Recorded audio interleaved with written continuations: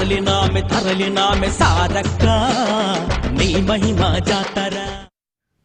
మేడారం జాతరలో కీలక ఘట్టం అదే వనదేవత తల్లి సమ్మక్క గద్దెకు చేరింది. గిరిజన సాంప్రదాయం కట్టుదిట్టమైన భద్రత మధ్య సమ్మక్కను గద్దె మీద ప్రతిష్ఠించారు.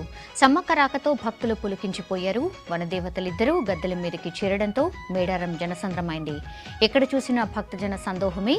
సమ్మక్క సారలమ్మల నామస్మరణతో మేడారం మారుమోగుతోంది. జాతరలో ప్రధాన ఘట్టమైన సమ్మక్క తల్లి గద్దెకు చేరడంతో భక్తులు పులికించిపోయారు.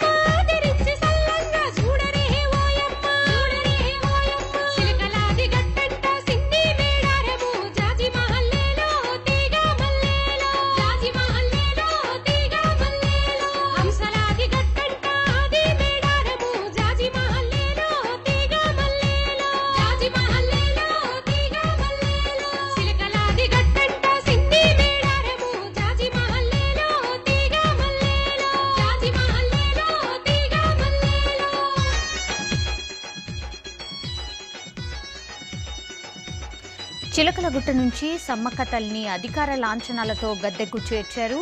పోలీస్ అధికారుల గౌరవ వందనం ఎదుర్కోళ్ల ఘట్టంతో భక్తులు తల్లి సమ్మక్కకు ఘనంగా స్వాగతం పలికారు.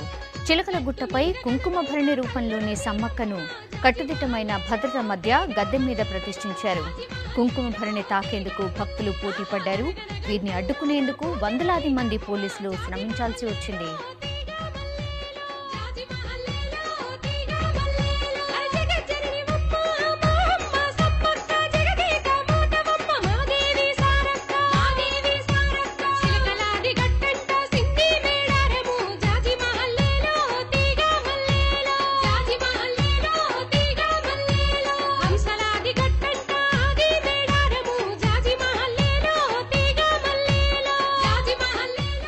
మేడారం నుంచి మరింత సమాచారం యశోద అందిస్తారు. Yashoda, over to you.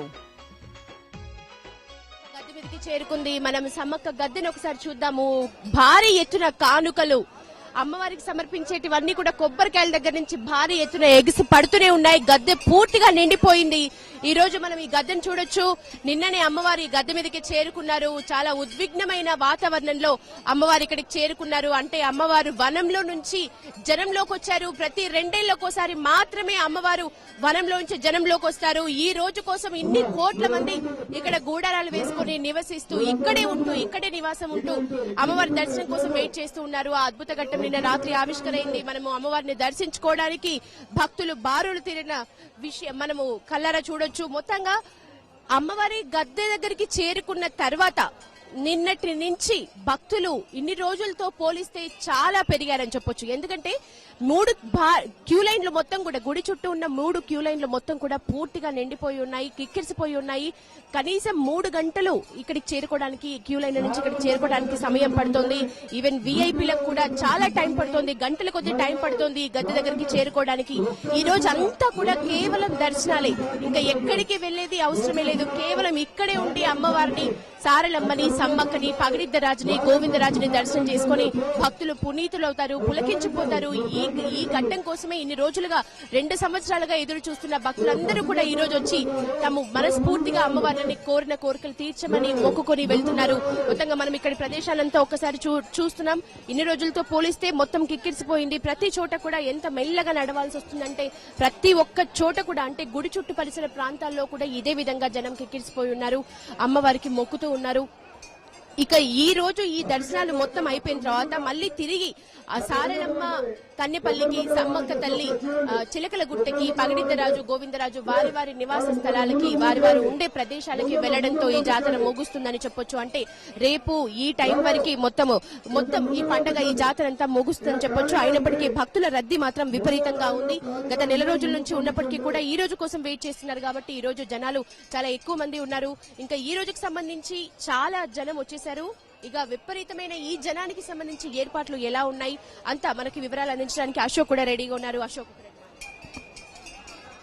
Studio Medaram నుంచి ఇప్పటికీ భక్తుల తాకిడితో పాటు గద్దెల వద్ద దర్శనం చేసుకునేందుకు కూడా భారీ ఎత్తున దృష్టిన పరిస్థితి కనబడుతుంది. ఇవాళ తల్లులు ఇవాళ సారలమ్మ సమ్మక్క కొలువు తీరు ఉండడంతో ఇక్కడ ఆర్టీసీ వారు కూడా బస్సు సౌకర్యం కల్పిస్తూ ఉంది. మొత్తానికి ఈ కౌన్సిల్ చైర్మన్ స్వామిగౌడ్ ఇవాళ వీఐపీ తాకిడి పెరగడంతో భక్తులతో తాకిడి ఒకవైపు వీఐపీల తాకిడి కూడా పెరిగింది. ఇవాళ కౌన్సిల్ చైర్మన్ స్వామిగౌడ్ తో పాటు హైదరాబాద్ దొంతి రామ్మోహన్ బాలకృష్ణతో పాటు మంత్రులు మహేందర్ రెడ్డి లక్ష్మారెడ్డిలు కూడా ఇక్కడికి వచ్చి దైవదర్శనం చేసుకున్న కలుపుతుంది. మొత్తానికి భక్తుల తాకిడి పెరగడంతోనే డీఐజీ నవీన్ చంద్రతో పాటు డీఐజీ మల్లారెడ్డి ఇద్దరు కూడా పర్యవేక్షణ చేస్తున్నారు. పోలీసులు కుటుంబాలతో సమేతంగా కూడా భక్తులు దైవదర్శనం చేసుకున్న పరిస్థితి కనబడుతుంది. మొత్తానికి దర్శనం చేసుకోవడానికి 4 గంటల సమయం పడుతుంది.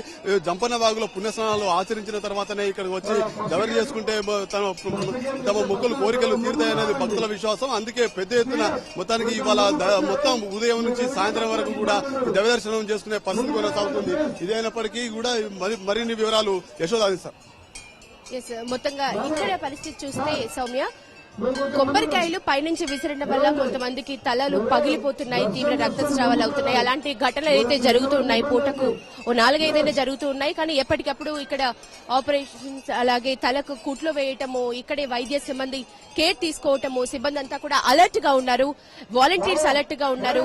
ఈ కొబ్బరికాయల వల్ల ఒకటి ప్రాబ్లం అయితే ఇంకో ప్రాబ్లం ఏంటంటే భక్తులు ఈవెన్ పెద్ద పెద్ద బెల్లం గడ్డల్ని కూడా పైనుంచి విసరడంతో కొంచెం వాళ్లకు సంబంధించి అలా విసరకూడదని ఇంటిమేషన్స్ ఇక్కడ మైక్ లో చెప్తూనే ఉన్నారు. అలాగే ఈ చుట్టుపక్కల ప్రాంతం అంతా కూడా మొత్తంగా భక్తులతో నిండిపోయింది. ఈ రోజు సాయంత్రం వరకు కూడా పూర్తిగా దర్శనాల కోసమే భక్తులు విచ్చేస్తూ ఉన్నారు. ఇది ప్రస్తుతానికి సమ్మక్క సారలమ్మ గద్దె నుంచి అప్డేట్స్. Over to studio.